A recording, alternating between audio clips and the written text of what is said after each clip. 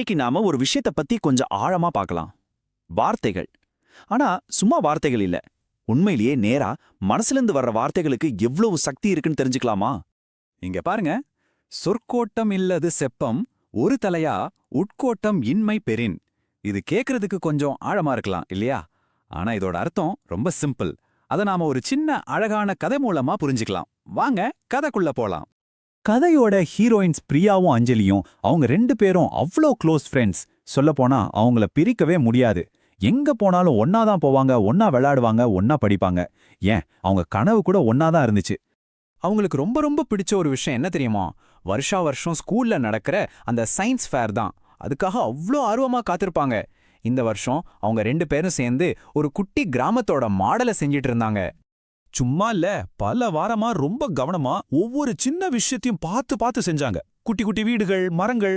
ஆனா அதுலயே ஹைலைட்டு அந்த கிராமத்தோட நடுவுல இருந்த ஒரு அழகான கிளாக் டவர் தான். அது அவங்களோட உழைப்புக்கு ஒரு அடையாளம் மாதிரி இருந்துச்சு. எல்லாமே நல்லபடியா போயிட்டு இருந்துச்சு. ஆனா அப்போதான் ஒரு சின்ன தப்பு நடந்துச்சு. அந்த சின்ன தப்பு அவங்க நட்பையே ஒரு சோதனைக்குள்ளாக்கிடுச்சு. சயின்ஸ் ஃபேருக்கு நாள் ராத்திரி பிரியா மட்டும் தனியா அந்த மாடல்ல சின்ன சின்ன வேலைகளை பார்த்துட்டு இருந்தா. அப்போ தெரியாம கை தட்டி ஷோ, அந்த அழகான கிளாக் டவர் கீழே விழுந்து உடைஞ்சு போச்சு. அதோட ஒரு கால் முறிஞ்சிடுச்சு. ஐயையோ, அஞ்சலிக்கு இது தெரிஞ்சா எவ்வளவு வருத்தப்படுவாளோன்னு நினைச்சதும் பிரியாவுக்கு நெஞ்சு படபடன்னு அடிக்க ஆரம்பிச்சிடுச்சு. அடுத்த நாள் காலையில அஞ்சலி வர்றா. வந்ததும் வராததுமா அவ கண்ணு நேரா அந்த உடைஞ்ச கிளாக் டவர் மேல தான் போகுது.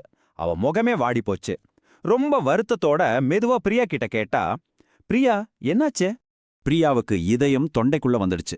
என்ன சொல்றதுன்னே தெரியல. உண்மையை சொன்னா அஞ்சலி கோவப்படுவாளோன்னு ஒரு பயம்.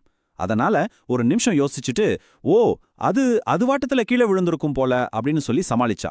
பாருங்க, அவ சொன்ன வார்த்தைகள் நியாயமா இருக்கிற மாதிரி தெரிஞ்சாலும் அவ மனசுக்குள்ள உண்மை வேறையா இருந்துச்சு.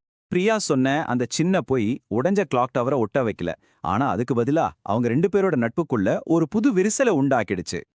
இப்ப நீங்க பாக்குறீங்க இல்லையா, பிரியா சொன்னது என்ன, ஆனா உண்மையில அவன் மனசுக்குள்ள என்ன இருந்துச்சுன்னு.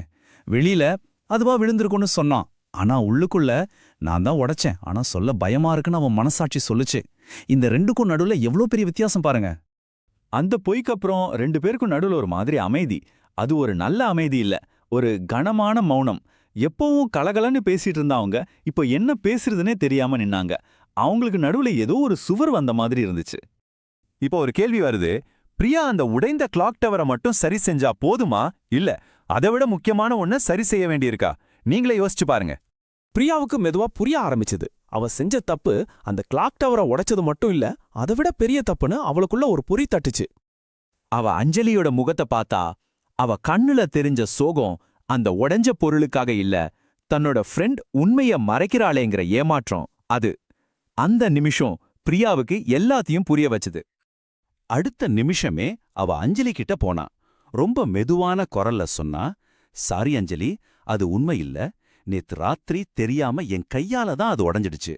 இந்த வார்த்தைகள் யோசிச்சு பேசுனதில்ல, நேரா அவளோட இதயத்திலிருந்து வந்துச்சு.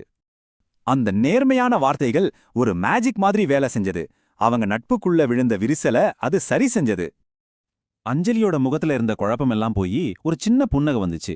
பரவாயில்ல பிரியா, அந்த பொருள் உடைஞ்சதுக்காக நான் வருத்தப்படல.